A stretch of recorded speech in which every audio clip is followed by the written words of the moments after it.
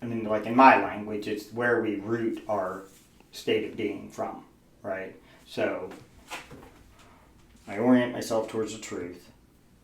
I can't know all the complete truth because I'm not God.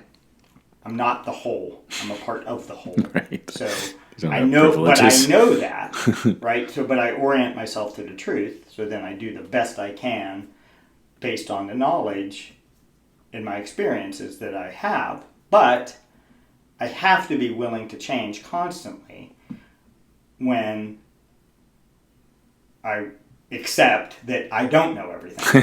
You know what I mean? Right. You know? Yeah, it's still like I can't initial conditions or something. I mean, it's just like the baseline of, because it's what's missing when you hear like so much self-help. You don't ever really, I don't know, I never really get a feel for like, what do you mean? Like you'd say something like, you need to meditate more. Well, it's like, well, why? Like, what is it? Well, it makes you calm. Well, okay, what does that do? Like, what's the... So here's what I said about the last desire necessary. So the permanent state, loving ourselves and equanimity being, the permanent state, and I think I rewrote this a little bit, but you'll get the gist. Permanent state is an equanimity of being. In this state, our mind will be calm. We keep our composure even during the most difficult situations. This even-tempered behavior allows us to demonstrate our true nature. Because we are calm and composed, we can solve problems and express ourselves freely and accurately. We will feel confident and full of energy when we are in this balanced state. We deeply desire this state.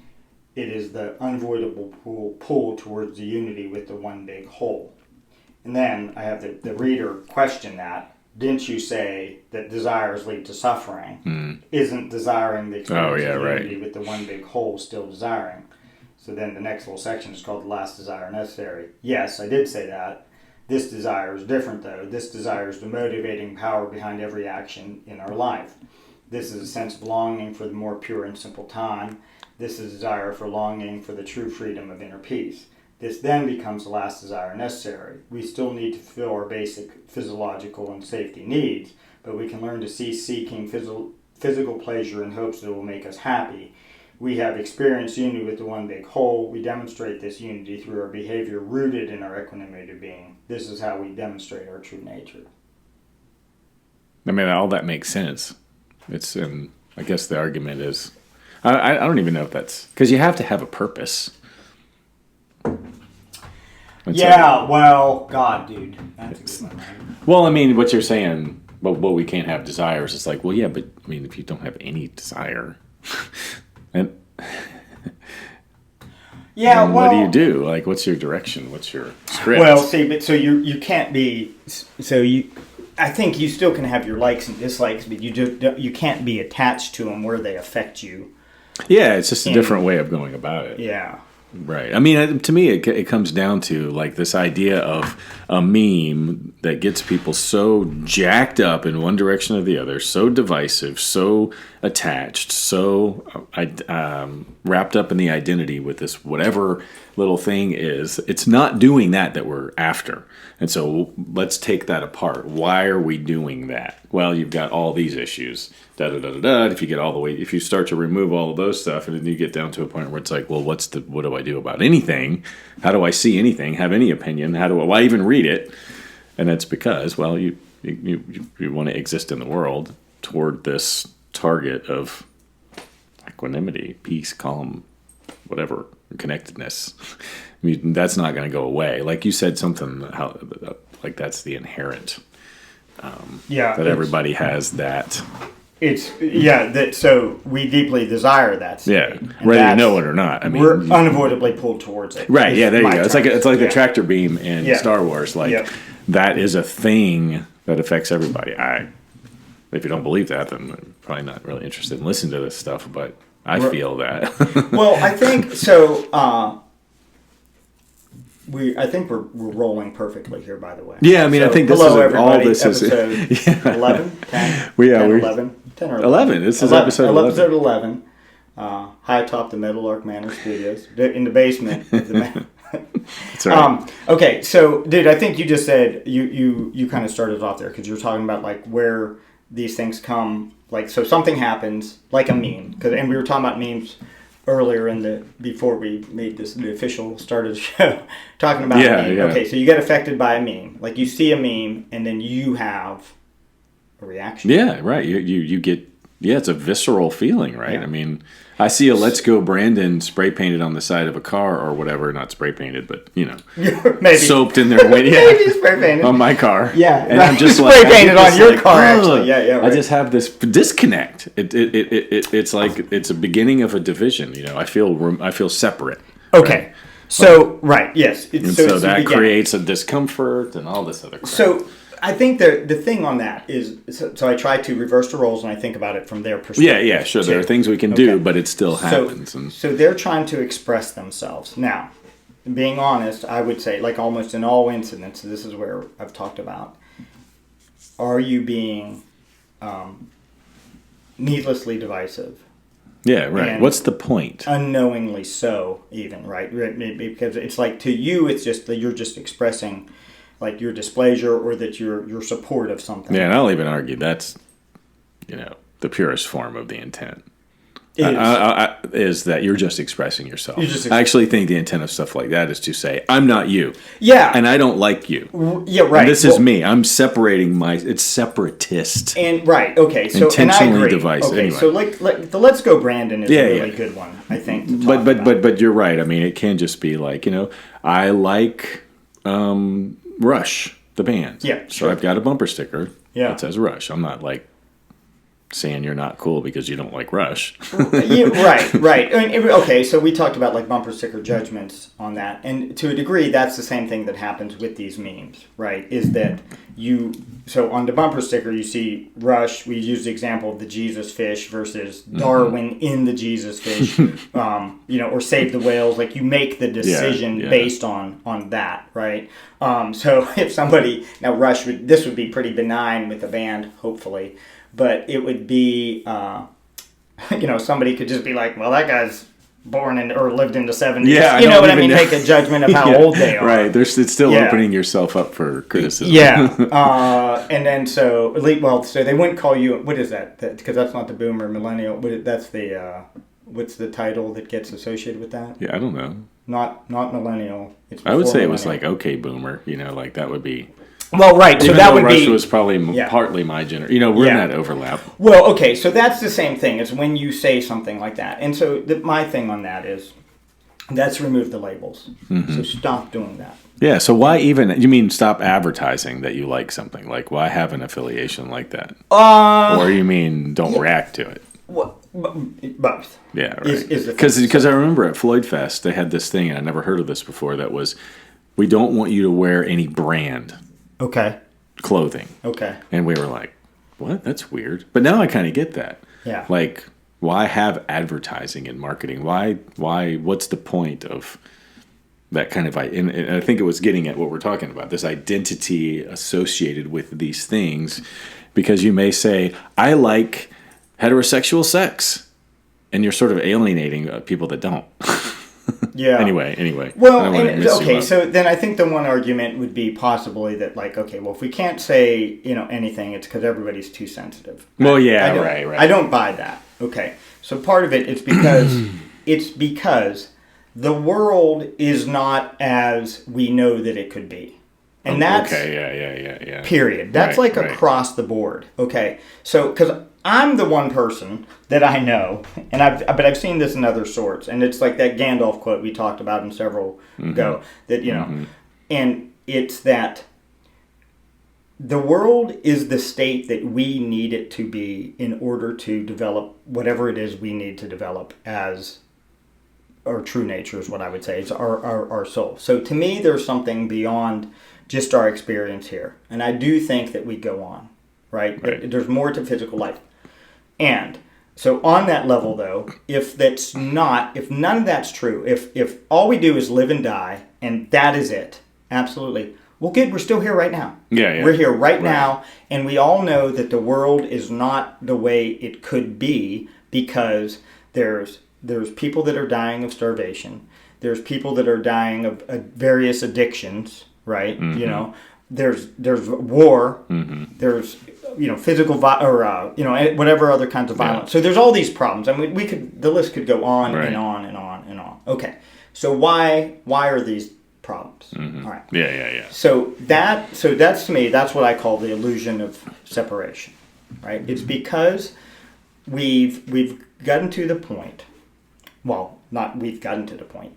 Humans are at the point. Period. Yeah. You have to be able to be separate in order to experience the world. Yeah. So you have to have that, but when that separation, that aspect of it dominates, and then we think that we're more important, our group is more important than the other group, then that's where the problems start. And so somehow you have to, what we're trying to do then is craft a lifestyle. What I'm trying to do is craft a lifestyle where I get to do what I want to do within the parameters of not hurting other beings or the planet, which hurting the planet affects other beings. Sure. Exactly. Yeah. Yeah.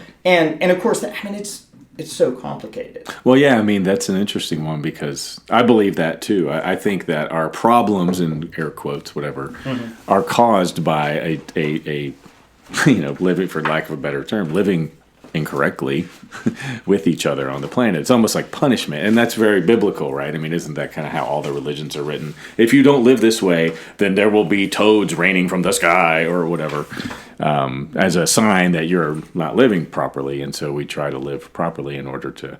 But I believe that dystopia is a result of living out of balance or whatever, and that.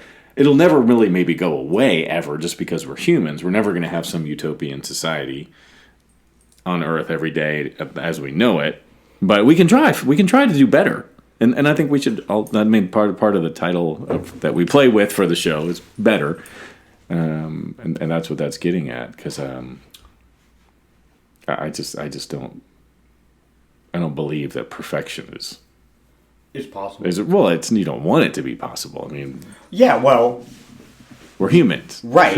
And because actually, so perfection would be having it all. Well, like you said before, yeah, if you were in heaven, you'd just be bored, You'd be bored. or whatever. There would be no purpose, reason, or right. Not to say that our reason is to solve problems and like to create problems, only to solve them. I mean, that sounds like a hamster wheel, if I've ever heard one. But I mean, it comes down to I think about Indian cultures and their views of women that are highly tied into religion. I don't know a whole lot about that stuff, but I know it comes up a lot. So how do you both tolerate, a society norm where women are equal and a societal norm where they're treated as property? Not that that's what not to pick on anybody. I don't know that that's a thing. If religion, it doesn't but how have do to you, be like you said, it's complicated. Yeah, okay. How do you get along with that? How do you make room for both of those things, or do you come out and say you're wrong? Yeah, right. Well, so and again, I mean, I think that's where you have to choose your words wisely, so it does not become an attack right away. Yeah, you don't say you're wrong. And then you also have to learn to listen, right, so that you're not automatically triggered. By whatever words you which hear. is really hard, right? Right. Which is what those memes do. Right, yeah. And so memes and headlines are meant to get a reaction, right? That's because if they got your attention, they're making money. right. Yeah, that's the way it's going. And that's why mainstream media, news, typical news, whether it's CNN or Fox News or pretty much anything else that's on any kind of TV station. If you're trying to sell something, they are selling something. Exactly, that's it. So those stations, CNN is selling a... Well, who's not selling something? Like what would be considered a liberal perspective, and Fox News is selling a conservative perspective. And so here's the chance, so simple, to reverse the roles. Right. If you're on you typically identify yourself as a conservative, and you're looking at CNN, you go, oh my God, that's a bunch of BS. Those people, they're just getting sold a bill of goods, by that liberal perspective. Well, that is exactly the same thing that the other person can say the other way. So now you have to, so that's reversing the roles. You see that. And now you release the message on what was said in the thing. And almost all of it becomes, there's so much like in the court of law, it would be called like hearsay. Yeah. Right? It's not, Right. it's just right. opinions. It's opinion, right. Right. Well, and that creates a whole. But my thing is, if you identify as a conservative, you probably don't also identify yourself as someone who cares about reversing the roles. By definition, and what's happening now, and with the liberals are the same way, even though I think liberals tend to see themselves as being open-minded and broad-viewed and all this crap. They're not. And so how do you... That's an interesting surgery, right? Because you're basically saying, I think you should be different. I think you should not feel so attached to your identity politics that you don't want to open your mind. But I mean, you can't make someone not believe in God. If they believe that reversing the roles is a bunch of hooey, why should they ever do that? Then, and I guess that goes back to what we said before. That's just going to be part of human nature, and well, it's going to keep us from some utopian. I guess it starts being. So we could talk about it a couple different ways, and I think maybe this is a time to talk about the idea of the authority problem. Mm-hmm. Okay, so we've said it kind of broad-based that everybody thinks they're right in some manner, and there would be different ways of that, and we can get into that sometime. All right, the idea we'll get into eventually that everyone thinks they're right, and what that means. Okay, because it's not literally right, necessarily. Okay. The other thing, though, then, or what goes hand in hand with everyone thinks they're right, is the authority problem. And what I mean by the authority problem is that everybody is their own authority. And until you tell yourself the truth about that you are your own authority, because you've chosen whatever you say is your authority. Yeah, even if you're saying God told me to do this, yes, you're still... you got that choice. Which that could be argued then that that's like what free will is. Yeah, right. Your free will is to listen to God.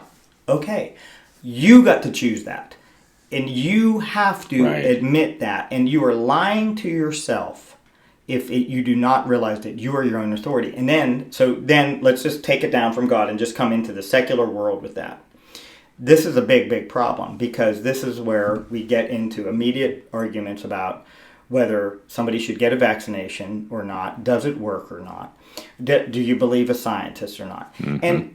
And it's not cut and dry to always believe a scientist. Right. There's no absolute... Well, if there is an absolute truth, there's no absolute agreed upon truth. Yeah. There's not within that. And so here's so we could probably list 20 of each of these. Yeah. But so a simple way that science is frequently right, not always right, but frequently right, is the weather report. I mean, it fascinates me how many times I'm looking at my weather report on my phone and it says it's going to start raining at 3 o'clock. 2:59, starting to rain. And yet all we notice is when they're wrong. Yeah, right. And right, because that's the negativity bias. Yeah, the negativity bias, right? We remember the mistake. And for somebody who wants to find a reason to dislike a weather person or to complain, that's a great one. Yes, okay, you're wrong 1% of the time, or 10 or 50 or 40. Right. It's right, yeah. And so, and they're probably, I don't know what the weather... there's probably some numbers, actually, of what they are, right? But it's going to be tendencies. And, of course, we don't even always understand the numbers, because isn't it something like when you read a percentage that it has two things? It's the percent of the area that it Oh, yeah, the weather. About. Yeah, nobody really understands what they're saying when it says there's a chance of rain. Right, yeah, We don't really know what that means. It has to do with the geographical area. Right, and so it's like two things. Like it's likely going to rain, and it's likely going to rain in 50% of the area that we're saying that this percent of rain is. Yeah, it's not like if you stay in one... Well, anyway, I don't really understand it, but I'm not the authority, even though I might think I am. Right. Okay, so the authority, though, then, so what you, if and again, so we'll take it back up to the God thing. So you can say that God's your authority, or the Bible's the authority, okay? Well, that is you choosing it, so then. And there's no other way to say it, is that you're fooling yourself. Yeah. And you have to come to that conclusion. And the thing is until you do, right, you can look to somebody that maybe has gone by you, but you've chosen to listen to them. Yeah, basically. Right. So are you choosing, it's because it's like, so think about how many different churches there are. Okay. I have no idea. So there's, so many different denominations and so many just individual churches within it.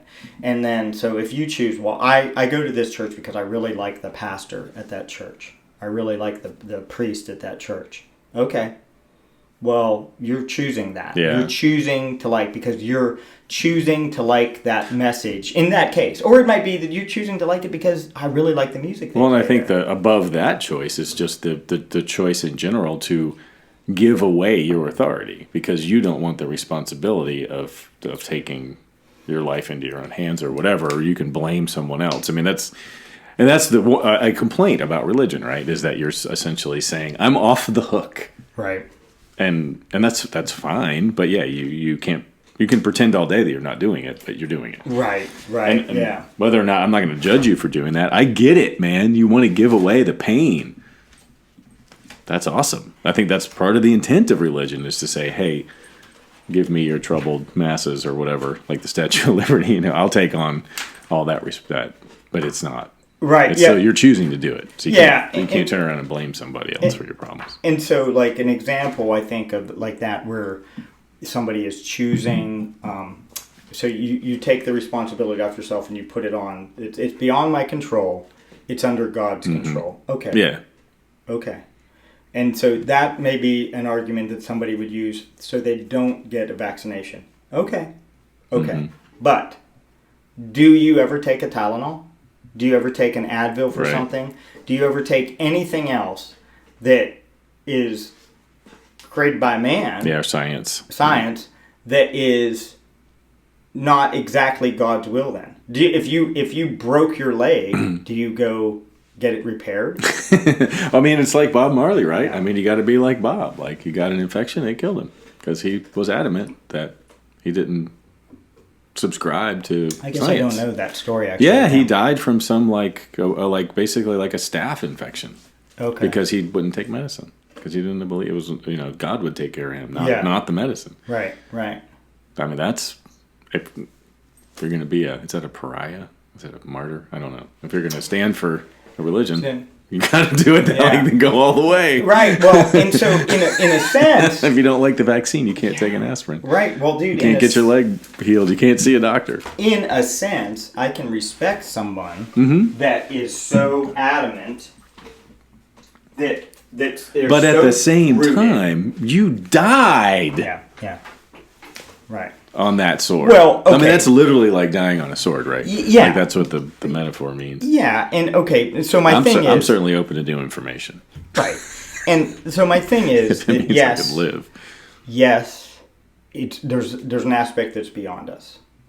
Clearly. Yeah, we're not right. There's an aspect that's beyond us. But it's still my responsibility to do the best I can. And I'm not saying that you should, in fact, definitely get a vaccination, period, point blank, that's it. Well, yeah. I'm just talking on any decision that you do, are you consistent across the board? Right. So the vaccination thing for me, that was interesting because I had never had a flu shot in my life. So I'm going to be 50 this year. I've never had a flu shot.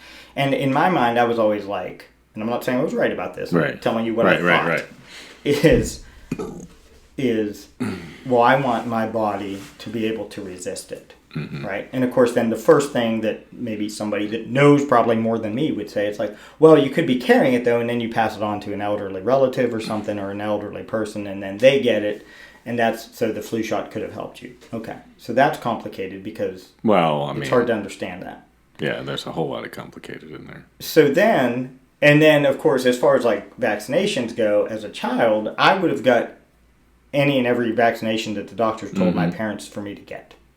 Yeah, do you actually have the smallpox? I actually have a smallpox scar. I was one of the last. It's a big giant. Yeah, no, I don't think I have that.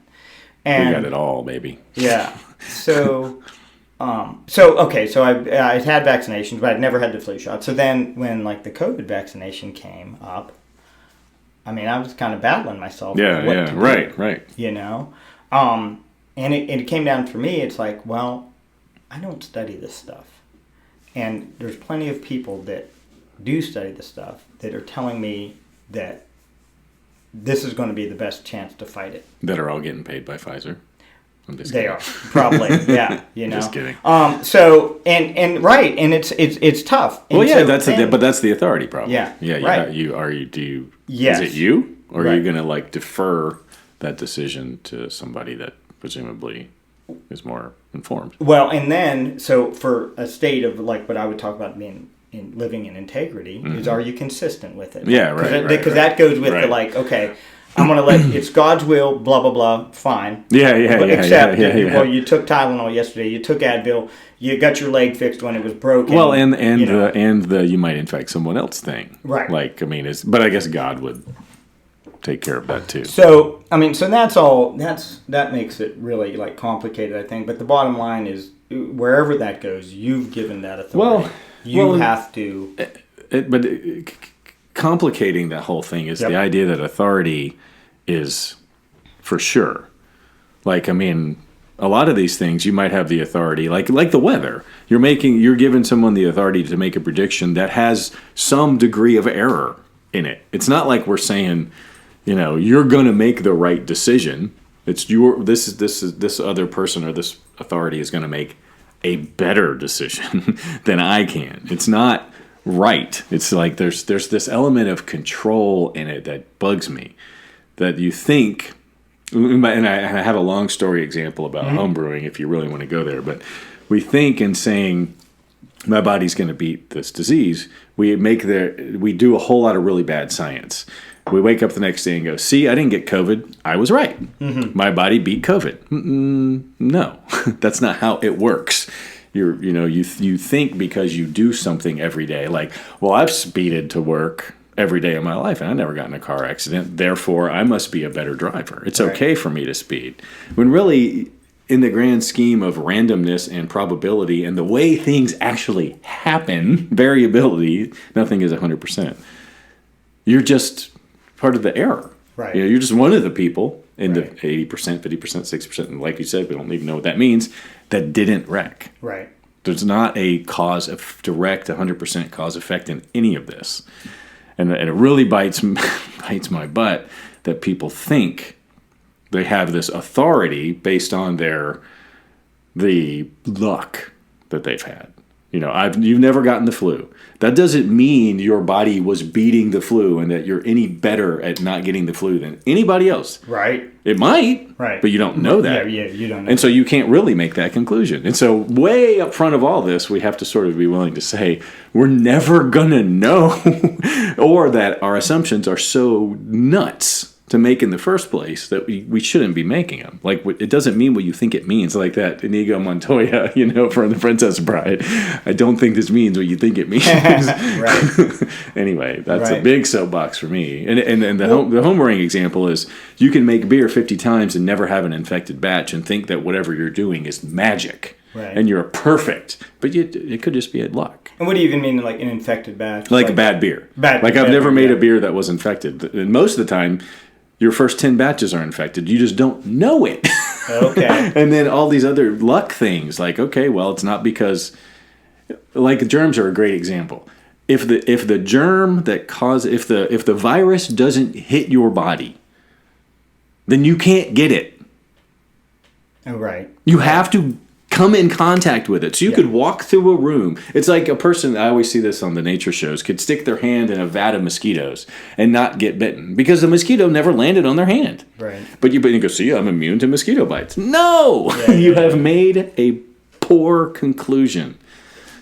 Usually based on the lack of evidence. It's just bad science. When we're all doing this armchair science thing, we have no idea what any of it really means. Does that make sense? Is that just an unnecessary so it's almost rant? like no. I think it makes sense that so we're in a way it's because it all comes back that you're your own authority. Yeah, we think So we're scientists. You're making some decisions based on your experience, and it's Yes. And this is what we've talked about this before. And it's so something bad. is true all the times it's true, and something is false all the times it's false. So you can bring me examples. Yes, exactly. You can bring me examples of all Right. kinds of things. Yes, Like, it was this false happened. that time. Yeah. It's like, well, this time it was true, you Mm-hmm. know, and how do you deal with that, other than just being aware? Well, that's what happens. Yeah, you go. I'm okay with not knowing. It's again. I have this fundamental tenet that fear drives everything. I think the next step down is about control. We think we can control these things somehow by this I don't know, because we have authority. This authority gives us the capacity to actually decide the future. Okay, and in my case, I always say is worry anxiety, where people are like, well, if I stress out enough about this public speaking event I have tomorrow, then I'll calm myself down. Or if I stress out enough beforehand, then it'll be okay. Or if I just, it's almost like we're doing these, what do you call it? Like a penance, right? If I like put myself through misery, that'll create some conditions under which bad things won't happen. Like, if I suffer enough, that's a thing, right? Penance. That kind of, for sure. Like, I think a lot of people do that with anxiety. They get themselves so wound up trying to control this outcome. That actually doesn't work. And if it did, if I thought that worked, I would go down to the store right now and play the lottery. Yeah. Right. I mean, because I'm going to use that power to. Right. We cannot. Yeah, well, we waste. There's an astronomical number. It's like 85 or 90. Is it maybe 95% of like the things we worry about don't come true? Well, that too. Actually, but I mean, and the idea that we can do anything about it is. But we're taught that. We're taught like if we are smart, then we have a better future. We're taught all of these different connections. If we are confident, if we're, it all goes toward authority. The authority is this big umbrella for all these things. Then our lives will be better. I will, whatever. I'll win the fight. I'll win the argument. I'll get the raise. I'll sleep with the girl. Well, we think we have some control over that. And a good example of this is the way we worship Elon Musk or any of those wealthy people, the Kardashians. We think, we give them power, but for what? What have they done to be worthy of the money? There's a huge luck factor. I listened to this podcast today. It's the new Metaphysical Milkshake of this guy who was an ER nurse or EMT. And during the pandemic, he was just like, this is too much. And he liked comedy. And so he started making a TikTok channel. The TikTok channel got over 1 million viewers. And he decided, I can quit my job. And so now he's this hero, right? Because he's created something new and was able to leave his job and follow his passion and all the things that everybody wants to do, right? So now we've put him up on this pedestal as having this amazing ability to do this. And what I see is all timing. Right? He was smart enough, good enough, whatever, to pick TikTok, to pick the right kind of material that people wanted, to actually wind up, due to the randomness of the algorithm, in front of enough people to build this following, to be able to have enough money to get the insurance and all this stuff. You know what I mean? It's not just, he didn't make all that happen. No way in hell. Nobody makes all of everything happen. We don't have the capacity to manipulate reality to that degree. And so if you're not willing to admit that there's some luck term or some error term or some randomness to it all, I would never prescribe that to anyone. Well, and so I guess the thing would be is that so he would go and he took the chance to do that, right? And it could have failed. But in that situation, he'll even tell you it wasn't even a chance. He was feeling stressed out at work, and this was his outlet. Yeah. So he was, feeding a need. He was getting a benefit from it in the short term. Yeah, he was. Could have just been a transition. Yeah. Too right. I mean, it. And how many people? Something else. And how many people? This goes to what we were saying before. How many people did exactly the same thing, and we don't know anything about it? Right. We don't know anything. We don't see that. Right. We don't see the tens of thousands of people that. Did the same thing. The idea. Are they worse than him? Culture thing is, I think, a real problem where we kind of think that there's going to be, so one is, I think too many people mistake Jesus as the hero to save the day. And like that Jesus would magically make everything better. Yeah, okay? Right. Now, because he has some power. Maybe that does happen beyond this life here. Maybe it does. Yeah, sure. I'm open to that. Fair enough. I just don't want to put my money on it. But history, and so the idea, so I would argue that the idea of the second coming is mistaken, of him literally coming. That's not what it means. It's when you go back to your true nature is what I would say. So when you escape your ego identity. But beyond that, okay. it doesn't. The idea of that literally happening. This is what we were talking about with release the message. Like when you read that literally, that he's going to come back. That idea has been around for 2,000 years.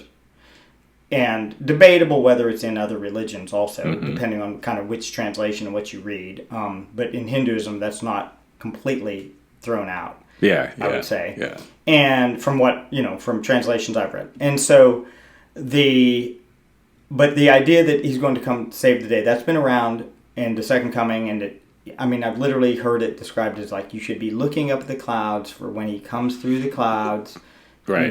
Riding on a surfboard or something. Yeah. And the problem with all that is that again, is what you were saying. It puts the responsibility on something else. Mm-hmm. And so no one person, let's just take Jesus out of it. No one person on the earth, we're closing in on 8 billion people now. Jesus. 8 billion. No one person can save the day for everyone. Yeah, just logistically. Right, but any one person can be a hero to the person they're with. Well, in the thing, and we try. It's like we try to get this because it's like we get real big on like the police and EMT and first responders and stuff are heroes, and they are to a degree, but then it will start going. And I can tell you this from people asking me for discounts in the gym. I'm a teacher, do I get a discount? I'm a first responder, do I get a discount? I'm a nurse, do I get a discount? I'm a this, I get the discount. I'm a military, do I get a discount? I'm trying to run a business. And I'm glad that you've come to me. But it's like, if I give everybody a discount, then... The discount's already included in the price. I mean, so basically that's what I decided to do. Yeah. Like, I can't give everybody. And why do I get to decide who gets a discount and who doesn't? And so, it's kind of the shoulds problem. And it's like we get so skewed because we would be like appalled if we heard of like a class system in another country. Yeah, right, right. Well, but, yeah. When we say it that way, but then why is the janitor of the school not getting a discount? Well, they had two things there. One is that... I find myself at fast food, the most benign place I am, Dollywood, with all these people behind the counter. I'm like, thank you for showing up to work today. Mm-hmm. How are you? I appreciate what you're doing. Take a breath. I'm not going to be, you're a hero. You're a hero just as much as anybody else. You're here giving people food.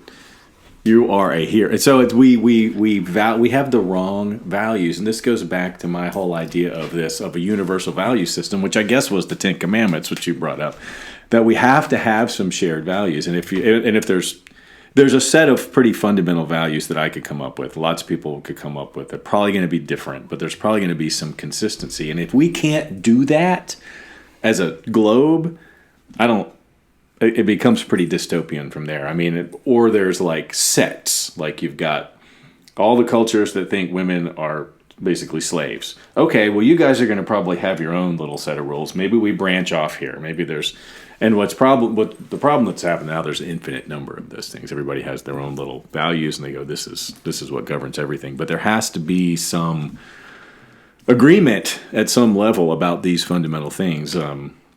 And what we value. But right now, what I see in America, that people have sort of inserted financial prowess, beauty, and power as being as important as kindness and empathy and love. And I can't compete in that game. Nobody's going to win in that. I'm not going to be able to show up and go, I love everybody and I'm willing to help. Well, how much money do you got? How many followers do you have? What credibility as measured by these societal values do you bring? Well, nothing. Okay, well, you don't exist. You know what I mean? So until we iron that out, and who's the authority there? Who's the authority to say what those values are? Mm-hmm. Like who's to say? Well, I've got $10 billion. Does that make me more important than Gandhi or Mother Teresa or I don't know? What depends on how you measure that other set of values, right? Right. And so now we've just got this haphazard bunch of crap that I would argue are not upper level values that really are going to do any of the things. Money's not going to fix any of the things we've been talking about. It's not going to help me show up with integrity. It's not going to. Yeah, it's. You could have all the money in the world and have zero integrity. But now, if you've got all these other things, maybe you need money in sort of the capitalist system that we have set up to solve some of these other problems. But money alone isn't going to do it, or power, or. So I'm not a golf fan, but have you seen the Saudi Arabia tournament Saudi Arabia thing? Tournament, I think it's called LIV. Right? I don't know if that's just an abbreviation. Something it's LIV. Anyways, they've kind of my understanding. It's almost like a PR thing for them to launder their money. I mean, no kidding. Yeah, I didn't know why it was a bad thing. So, here's a history of, but like it would be described as blood money. Yeah, okay. And then, some of the guys that have taken the money are definitely getting criticism that they've taken blood money. Well, I think they got kicked off like the PGA Tour or something. Well, and I don't think they care because they've gotten $270 million. I think was the one number. Well, that's a good example right there. Like, is your personal integrity worth any amount of money? Well, it's interesting. So those guys are really getting scrutinized to it. But and here's the thing that's tough about that, because so first of all, it's like, well, there's a limited number of elite golfers, right, that could even get considered that. Because if somebody came to me from whatever, negative. Well, this happened to me with the coal mines wanting to fund my career. Yeah. But yeah. So tell that story, dude, because I think I know where you're going with that. But that's a good story. Well, yeah. I mean, I show up as the stream biologist in West Virginia at probably one of the biggest. There's two big universities there. One doesn't really have one. I'm probably into the position with the most power for stream ecology. While the big mountaintop removal cases are being fought in the courthouse in Charleston, I guess at the state level, maybe at the federal level too. And a bunch of my mentors are actually in that courtroom defending the streams from the coal, saying, no, what you're doing is bad. They basically come to me and say, hey, we can build your career. You can work on our land. We'll give you the best lab, flashing their shiny rings and their $1,000 suits and their nice cars. It's like, basically said, we'll build your career if you work for us. And that's, read between the lines, you paint a story about how our practices are actually benefiting the streams, so that we have this evidence to fight against these people in court. And I mean, that was a part of the decision to quit my career, because I just saw how it worked. And it was like, oh my God. Yeah. So I didn't take it, but so what? I don't get anything for that. I lost a career. Right. Partially over it. Whereas if I had done that and I went around and had all the cars and I had all the power and the big lab and all the equipment and the sexy grad students and the affairs and all the things that come with that, I would have been treated like much better. Well, so because we value those things. So ultimately, dude, it's interesting, because how long ago was that for you? 15 years. It was 2006. Okay, so you've clearly focused your path recently, like the last 2 years, say. Yeah. Right? Okay. I think so. Your path is focusing. Specifically. Yeah. Well, it's... I went back to my path originally before I got on that path. Right. Yeah. of wanting the accolades and the power and the money and all that stuff.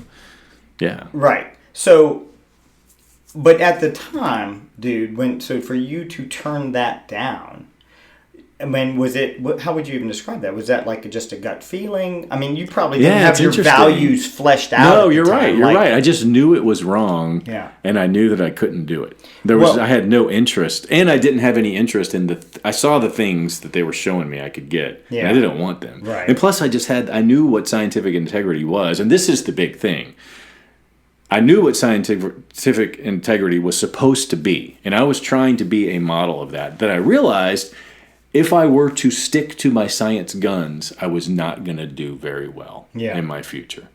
And that shattered the dream. And this was the final nail in the coffin, because lots of things had happened to precede that where I went, oh my God. When my eyes were open to what science really is and how people really survive in that field, that it wasn't actually this... The values were different. The values I thought were integrity, and we do this correctly, and if we find the answer that we didn't like, we report it anyway. Right. And if it doesn't bring us money, then it's tough shit. Right. Yeah, so this was like the shattering of that. So I believed in it, and if I didn't want to be a part of something that wasn't that. And I Right. knew I was getting myself into trouble because I wasn't going to have any of the things that I thought I wanted anymore.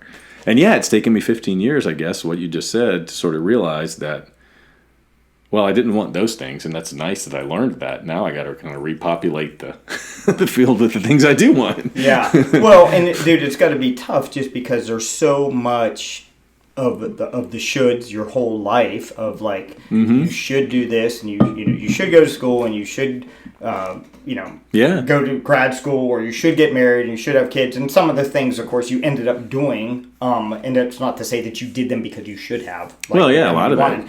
it. But I mean, so to me, man, it gets you nothing except I give you full credit for living your life in integrity. Right, thank because you. that's the way we need to be. And like I said, that's the way we need to be. I talk about this with stay-at-home dads a lot, that there's no accolades Right. as a parent, as a stay-at-home parent. You give up all your rewards. You don't get paid. You don't get recognized. Nobody considers what you're doing. Very few people consider what you're doing to have any value. Sure. You're and just stay-at-home mothers probably feel the exact same way, and right? saying Yeah. that, yeah, Yep. Stay-at-home parent. every woman that ever lived prior to this did the same thing and Yeah. suffered infinitely worse just because of the numbers. So this is nothing new that's unique to dads by any means. Now we're just Sure. aware of it. And you have to find your own sort of rewards. And that goes back to the value systems. We don't value any of those things.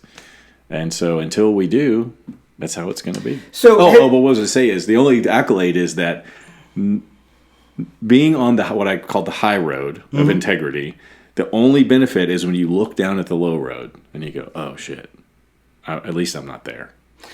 Well, At least I'm here. yeah. And that brings me Well, I mean, peace does and that- joy, and it doesn't make up for the money.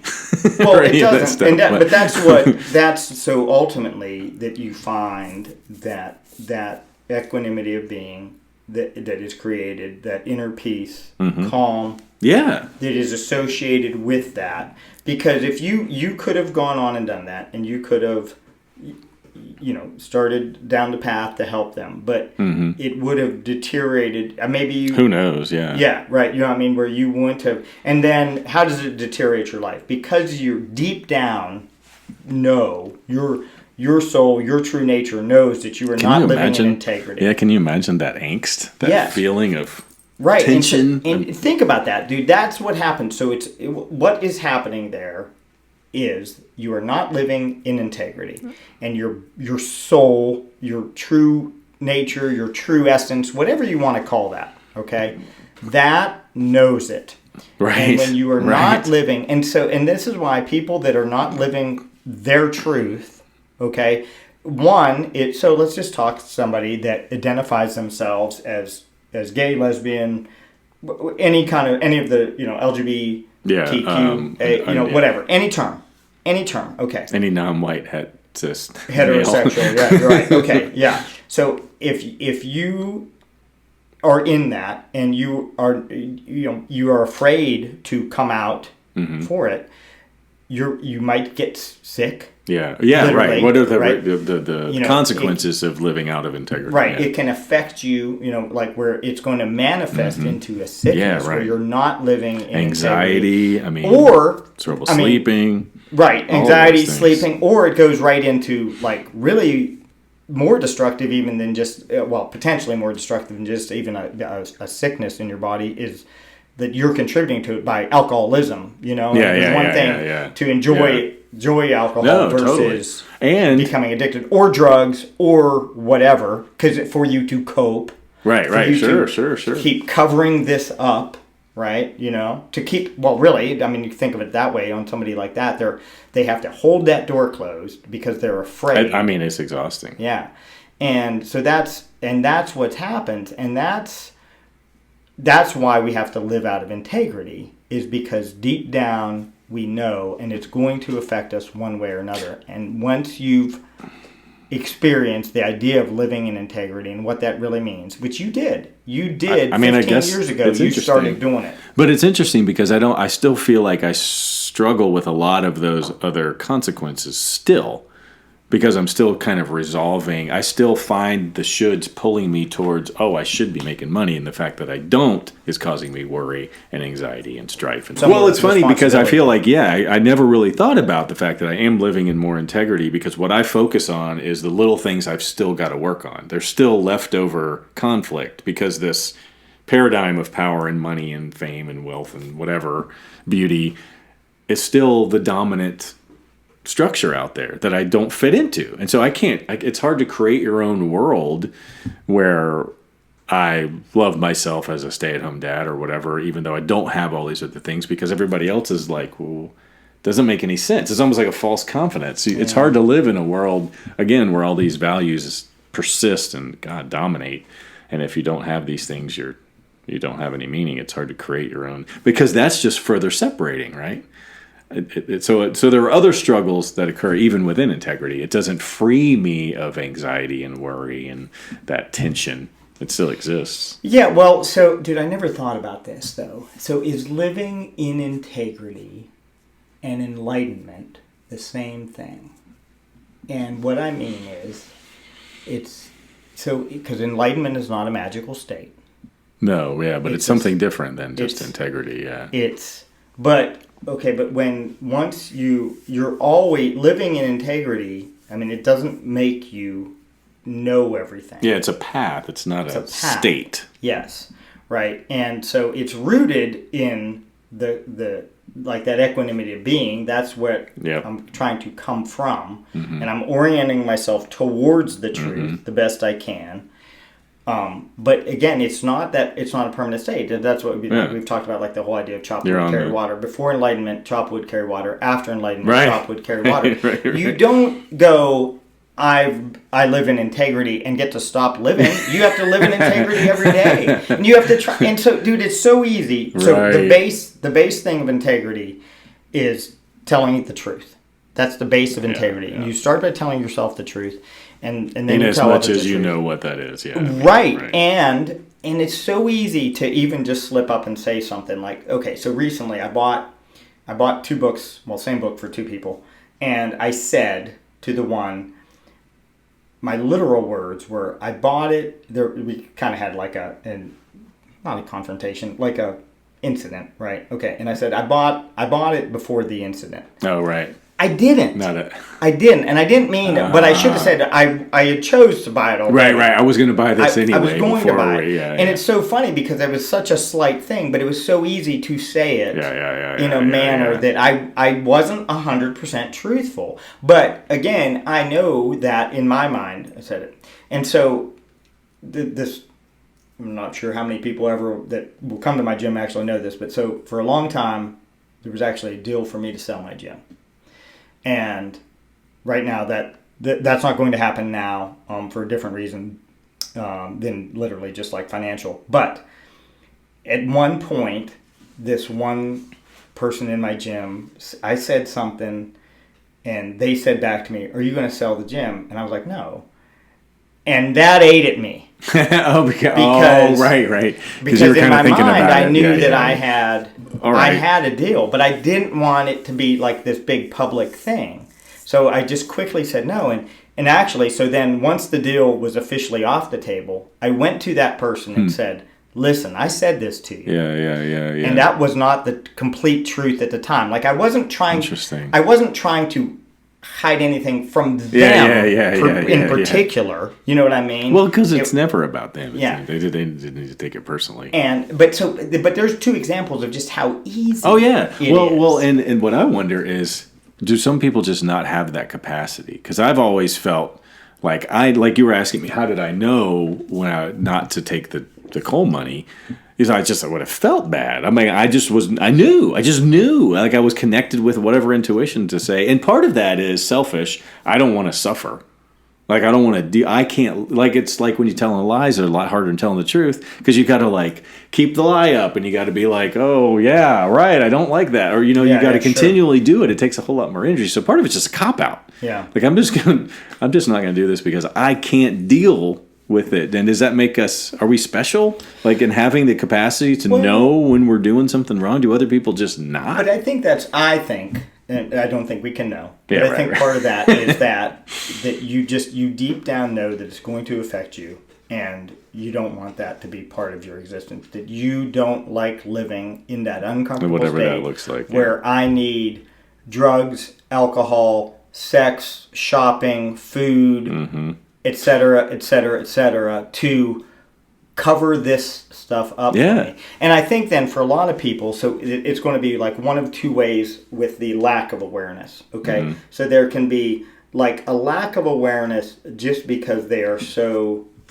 like busy with life. Distracted. Like, with life in terms of like kids and their job, and they got to go, and they're so on the go they don't have time. And going to what we said before, we reward people for doing that. Yeah. So there's an incentive to be like that, which, like you're saying, creates a lack of awareness.